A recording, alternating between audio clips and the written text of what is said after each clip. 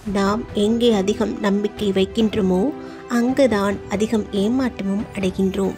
சில ஏமாற்றங்களை ஏற்றுக்கொண்டு கடந்து சென்று விடுங்கள். அதையே நினைத்து வருந்தி கொண்டிருப்பதால் எந்த ஒரு பயனும் நிகழப்போவதில்லை. தனிமை என்பது பெருமையை மட்டும் தருவதில்லை, தன்னம்பிக்கையும் தருகிறது.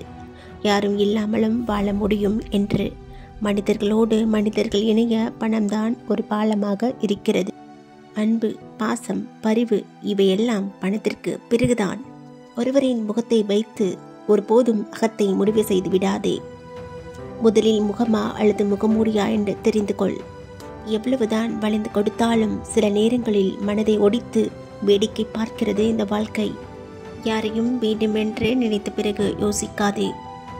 ஒருவரை வேண்டாம் என்று முடிவு செய்த பின் நேசிக்காதே. பெருமையாக வாழ்ந்து காட்டுங்கள், தவறில்லை. அடுத்தவர் முன் பெருமைக்காக வாழ்ந்து காட்டாதீர்கள். அவமானமும் ஏமாற்றமும் தான் மிஞ்சும். சிலர் உங்களிடம் உண்மையாக இருப்பது போல் நடிக்கிறார்கள் என்றால் அதை நம்புவது போல் நீங்களும் நடிப்பதில் தவறில்லை. வாழ்க்கையில் நிம்மதியாக இருக்க வேண்டும் என்றால் முதலில் உன்னை இழிவாக நினைப்பவர்களையும் உன்னிடம் எப்போதுமே குறை காண்பவர்களையும் உன் வாழ்க்கையில் இருந்து ஒதுக்கிவிடு. எல்லா விதமான சோதனைகளுக்கும் மருந்து நம்மிடமே இருக்கிறது. எதை பற்றியும் நினைக்காமல், எதை பற்றியும் கவலைப்படாமல் இருப்பதுதான். ஒரு தவறு நடந்துவிட்டால் பிள்ளைகளை உங்களிடமிருந்து தேடுங்கள், மற்றவர்களிடம் தேடாதீர்கள். பொருத்தமாக வேண்டும் என்று தேடி எடுப்பவைகள்தான் சில நாட்களிலே பொருந்தாமல் போய்விடும். யதார்த்தமாக கிடைப்பவைகள்தான் எதிர்பார்க்காத நாட்கள் வரை உடன் வரும். பொருட்களுக்கு மட்டுமல்ல, சில உறவுகளுக்கும் இது பொருந்தும்.